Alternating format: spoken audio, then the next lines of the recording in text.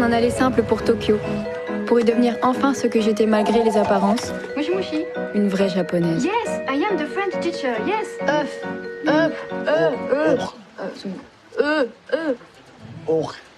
Merci. J'avais un élève. Bonjour Henry. Les leçons de français se confondaient avec une sorte de tour organisée de Tokyo. Dans ce très court extrait du film de Stéphane Liberski, Tokyo fiancé, adapté d'un roman d'Amélie Nothomb, vous avez pu voir les difficultés d'un japonais à prononcer le son E. Pour cette dernière semaine, regardons de plus près quelques difficultés de prononciation du français, et en particulier 2 points, la prononciation des finales et les liaisons. En ce qui concerne la prononciation des finales, il faut bien retenir que le T et le S final ne sont en général pas prononcés en français, sauf en cas de liaison, mais on le verra tout à l'heure.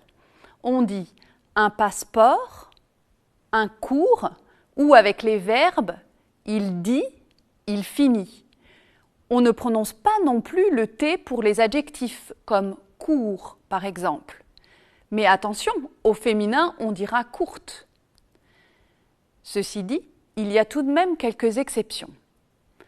On dit par exemple un but, un cursus, un sens ou le fils de quelqu'un. De même, dans certains mots finissant par un L, le L n'est pas toujours prononcé. Comparez par exemple un outil, le L n'est pas prononcé, et un fil, le L est prononcé. Attention aussi aux mots aspect et distinct dans lesquels ni le C ni le T ne sont prononcés, alors qu'on dit direct, correct, exact. Alors maintenant, voici un petit exercice pour vous entraîner à prononcer ces mots. Secret, profit, budget, étranger, gentil, aspect, indirect, incorrect, distinct, instinct, fusil. Intéressons-nous maintenant à une autre difficulté du français oral, les liaisons. Dans l'histoire du français, les consonnes finales n'ont pas toujours été muettes, c'est-à-dire non prononcées, comme elles le sont le plus souvent aujourd'hui. Au Moyen Âge, on prononçait généralement les consonnes finales. La liaison, c'est-à-dire le fait de prononcer la consonne finale d'un mot qui généralement ne s'entend pas en même temps que la voyelle du mot qui suit, est en fait une survivance de l'ancien français. Elle a aussi pour objectif d'éviter de se retrouver à prononcer 2 sons voyelles successifs. Les consonnes de liaison sont en réalité peu nombreuses. Regardez le tableau suivant. Il y a d'abord le T et le D.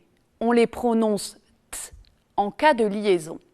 Par exemple, on va dire un grand avantage, un petit exemple.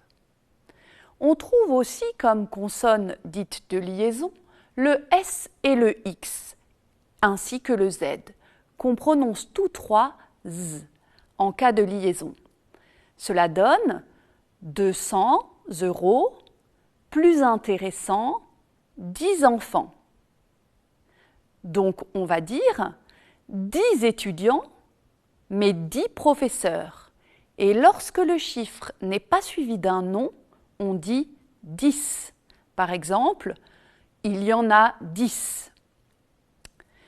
En ce qui concerne le N, comme dans par exemple un homme, où on observe, on fait la liaison en N.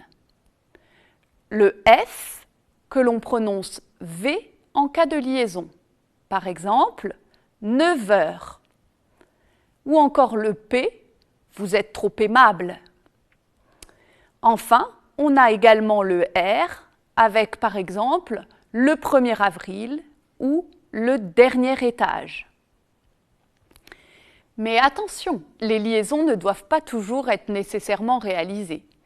On distingue donc les liaisons obligatoires et les liaisons facultatives. La liaison est obligatoire. Entre le déterminant et le mot suivant, on dit un événement, les hommes. Entre l'adjectif et le nom, on dit un petit avantage, 3 étudiants, par exemple. Entre le pronom personnel et le verbe, on dit je les ai vus, nous arrivons. Au sein d'un groupe qui comprend un adverbe et un adjectif ou une préposition et un article suivi d'un nom, comme par exemple dans un an, très intéressant. Ou encore dans les expressions figées, comme de temps en temps, de plus en plus. Après le « est » du verbe « être », c'est un étudiant. Enfin, il faut savoir aussi qu'on fait les liaisons ou pas en fonction de la relation syntaxique entre les deux mots. Plus la relation est étroite entre les deux mots, plus on a tendance à faire la liaison. Mais aussi en fonction de la situation de communication concernée. C'est-à-dire que plus le niveau de langage est soutenu, plus on insiste sur la consonne dite de liaison. Jacques et Catherine vont à l'université, on fait la liaison, c'est de la langue soutenue. Ou alors, on peut dire Jacques et Catherine vont à l'université. Dans ce cas, pas de liaison, c'est de la langue courante. Attention aussi avec les mots qui commencent par la lettre H. Si le H est prononcé ou aspiré, comme dans le mot héros par exemple, il n'y a pas de liaison. Pour les reconnaître, notez bien que les mots commençant par un H aspiré ont comme article défini le ou la et non L'. On dit le héros et les héros, pas de liaison. Attention à ne pas confondre d'ailleurs avec les zéros. Si le H est muet en revanche, comme par exemple dans les hommes, là, il faut faire la liaison. Notez bien que les mots qui commencent par un H muet ont comme article défini L' et non le ou la. On va dire l'homme et les hommes, donc on fait la liaison, l'heure et les heures, donc là encore, on fait la liaison. Alors, un petit exercice pour s'entraîner. Écoutez puis répétez les expressions suivantes. Bon appétit, quelques-uns, petit à petit, un bon équilibre, on imagine, en étudiant, son enseignement, peut-être, 500 €, 9 ans, 800 €. Voici maintenant la phrase de la semaine. Attention aux liaisons et à la prononciation des finales.